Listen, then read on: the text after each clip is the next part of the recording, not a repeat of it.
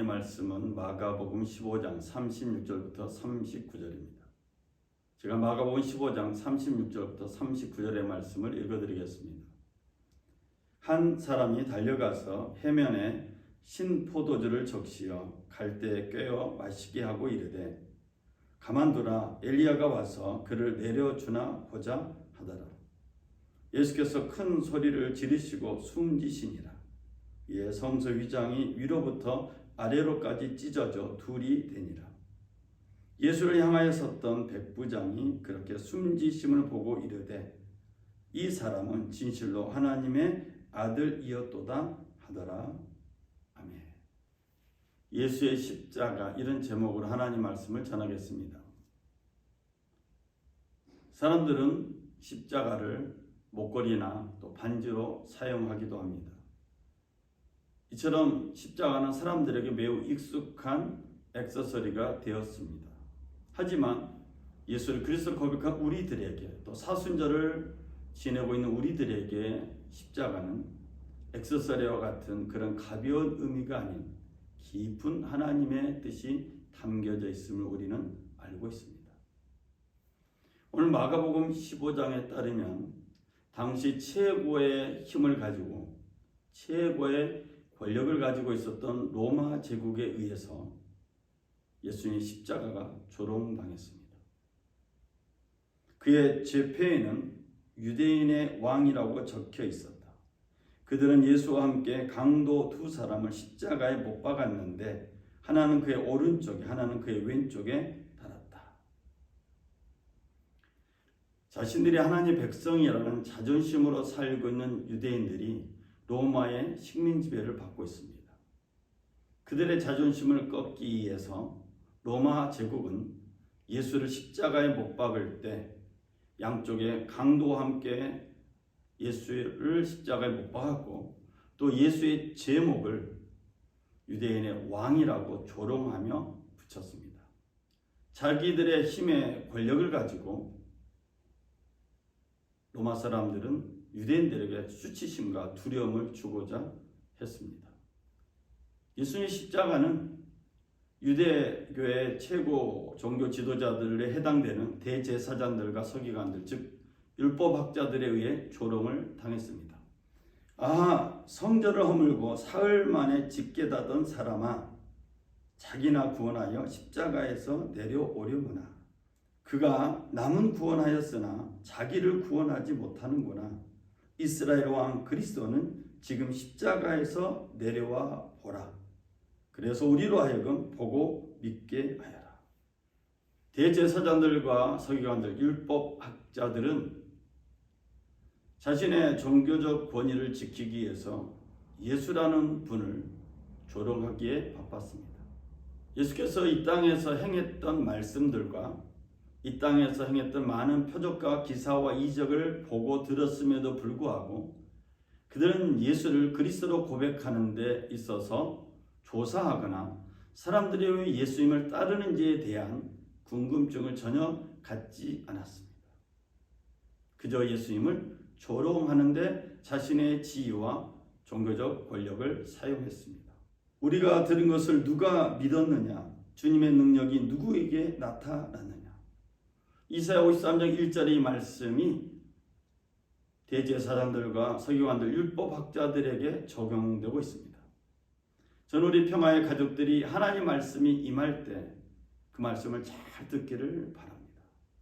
또한 우리의 삶 가운데, 또 우리의 공동체, 우리 순복음 평화교회를 통해서 하나님의 일하심의 표적과 기적이 나타날 때 믿음으로 수용하고 또 하나님께 찬양하기를 간절히 부탁을 드립니다. 대제사장과 서기관들, 이 율법학자들, 유대교의 최고의 지위에 있었던 사람들조차도 그리스도가 눈앞에 있었는데 그리스도로 고백하지 못하고 십자가에 못 박는데 일조를 했습니다. 지나가는 사람들과 심지어 예수와 같이 십자가에 못 박힌 좌우에 있는 강도들도 예수님을 조롱하고 조롱했습니다. 그는 사람들에게 멸시를 받고 버림을 받고 고통을 많이 겪었다. 그는 언제나 병을 앓고 있었다. 사람들이 그에게서 얼굴을 돌렸고 그가 멸시를 받으니 우리도 덩달아 그를 귀하게 여기지 않았다.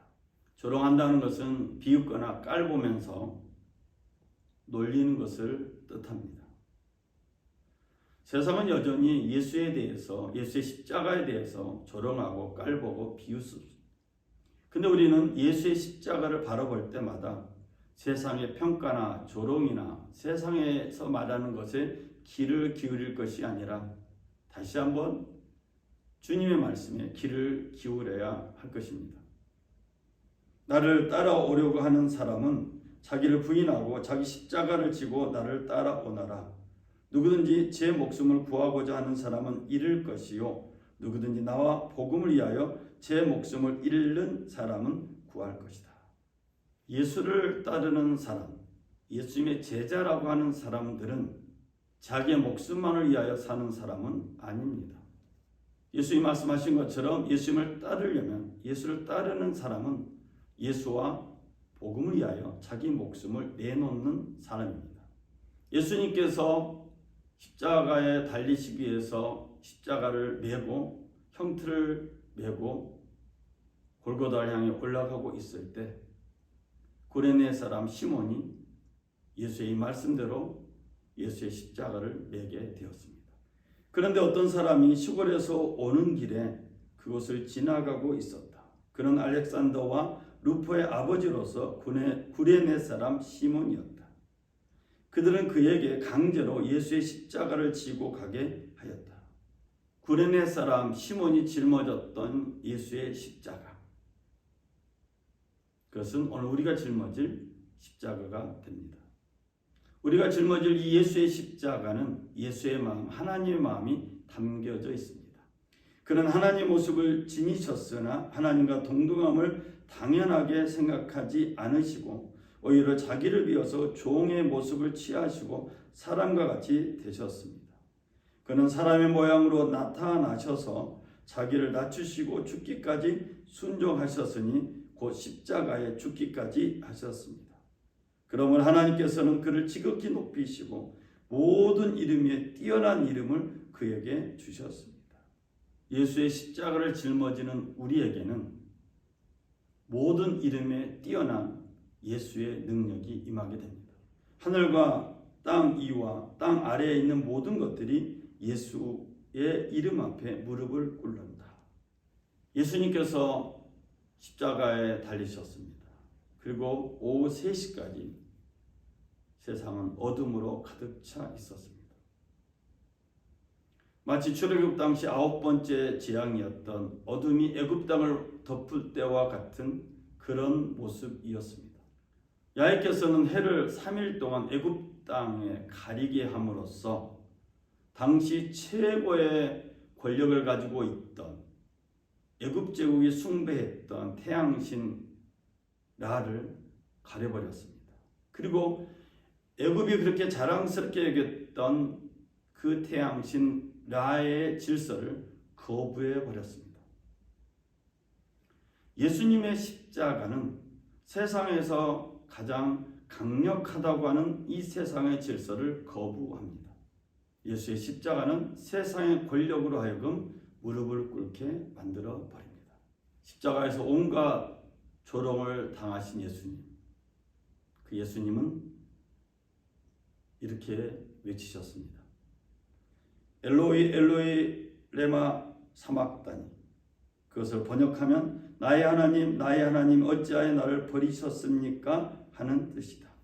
시편 22편 1절을 인용한 예수님의 외침, 이 십자가에서의 외침은 하나님의 침묵으로 표현되는 묵시라고 할 수 있습니다. 하나님의 뜻이 큰 음성을 통해서만 나타나는 것이 아니라 하나님의 침묵을 통해서도 하나님의 뜻이 나타난다는 뜻입니다. 이 신비로운 광경을 보면서도 사람들은 조롱을 계속하고 있습니다.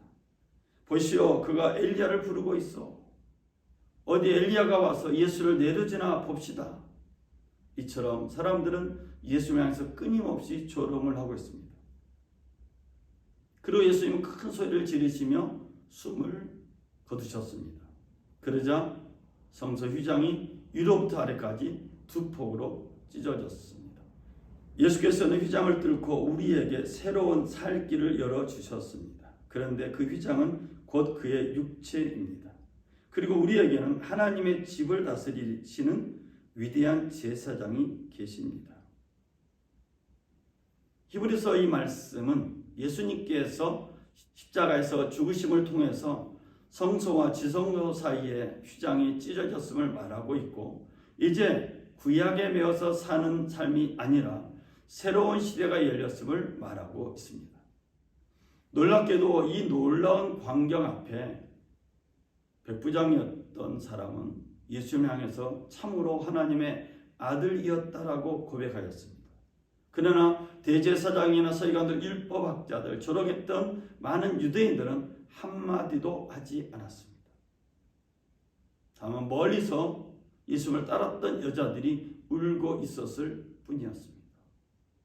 신비로운 광경을 보고서도, 놀라운 광경을 보고서도 그들은 하나님의 뜻을 발견하지 못한, 눈이 멀고 귀가 먼 영적인 우매한 사람들이었던 것입니다.